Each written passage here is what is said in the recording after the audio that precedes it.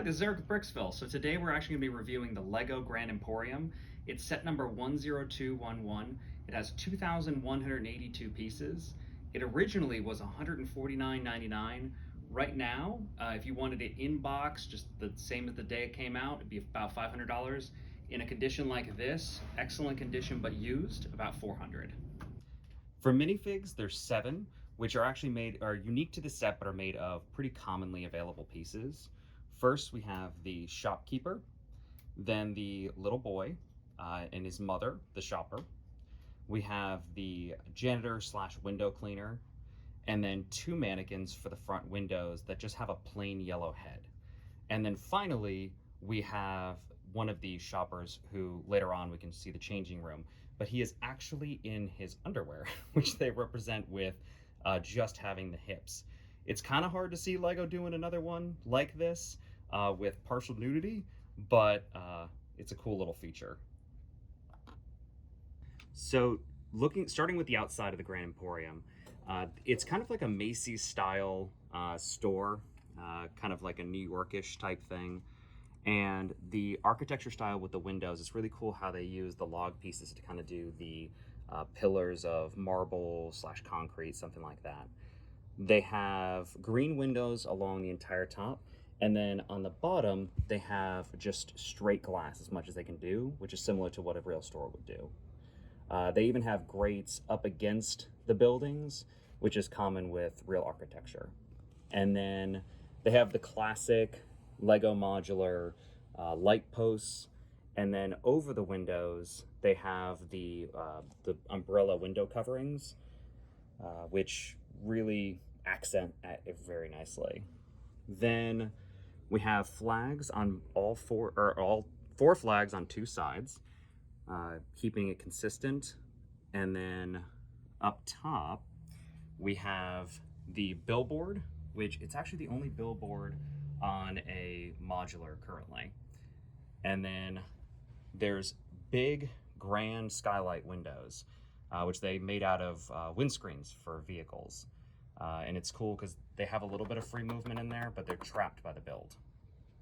On the other side, we have the window cleaners perch, which it can't move up and down, but it's positioned pretty well where it is. And then down below, we have the ice cream cart, which they didn't include an ice cream vendor, but since they're all pretty simple face styles, most people probably have something in their collection that they can do that with. But that is one thing that I noted, that, you know, there could have been one more minifig maybe. Towards the front door, that instead of just doing straight concrete, they actually did a really cool tile design here with dark blue and white and dark gray and a little bit of light bluish gray. But then the doors, they actually spin, which is a cool little feature. And actually the first time that they've done spinning doors on a modular. And then the shop, which is just called pretty simply shop, is brick built, which is nice. It's connected to a hose piece in the back, but it can be a little difficult to keep these 1x1s straight on, especially since with this one, with it attaching to a curved hose, it actually pulls it sideways. So that's one thing that I noted, but honestly, for it being a brick built sign, it's really nice. So we've broken it up right now to show all the different floors, starting with the first floor, then from second and third. And we're gonna start talking about the first floor. So in here, it's kind of they brought in like perfume sales, clothes on the back wall with a changing station. This is where the mannequins stand in the front, and then they've got some hats for sale. But what I really like about this, and I even kind of use in my own builds sometimes, is the way that they did the display cases here. They used some window pieces and then some side headlights to hold the jewels, so that when you look through the case, it's on display, and then along with a little register. And then the perfume pieces, they made little bottles with kind of jeweled tops and gold tops, just a cool little thing. And then with the changing room back here, they use 2 cape pieces to be able to close it off without having to make one continuous new piece there. But it's sometimes it'll flip in a little bit, but when you have a minifig in there changing, it works. Then in the back, we have the escalator going up, which you can stand minifigs on. There's no studs on there, so they can also easily fall off. But if you get the arms up, holding onto the railings, then they'll stay. In the back, there's no, which is common with the corner modulars, there's no alleyway, but there is a little cutout here, which can line up with your other alleys going along the side. Then on the second floor, it's a little bit more stark. They have some glassware and gold dishes on display. There's not really, like, they look good through the windows, but there's not a lot of thought to the overall flow.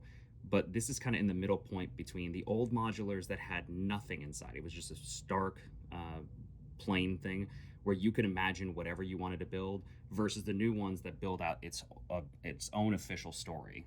So they gave you the baseline here. The escalator continues up, and then on the top floor, they have some exercise equipment and toys, which this one, let's reach in here, is a little tiny, I believe, Lego house.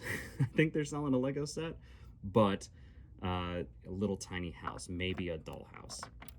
And then what's really cool is the chandelier, which is really cool how they did it with the trans pieces on top, and then a almost fishbowl type thing with a jewel on the bottom. But this also lines up with the top window right over top. I'm just gonna put it on here so I can show you. So that kind of your entire light source for this is coming in through one, which is similar to how they would do it normally, because then the sunlight coming in through would light up the jewels.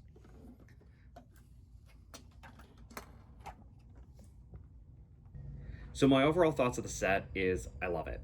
So it's a nice shop to have in a city, with the architecture being complementary, of course, to the others, but then also dynamic enough that it could fit into your own creation.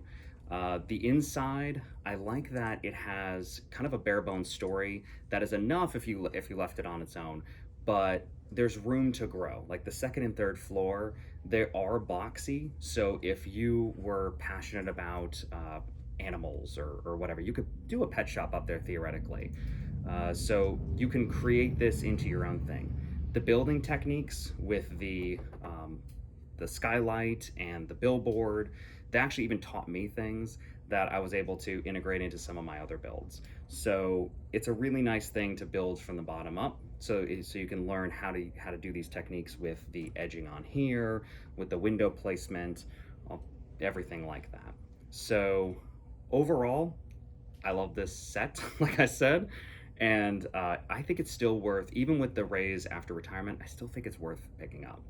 So definitely join us next time for more of our videos. Leave a like and subscribe and turn on those notifications so that you can see us. This is just our first, and I'm really excited to see where this channel goes. So hope to see you next time. Thanks.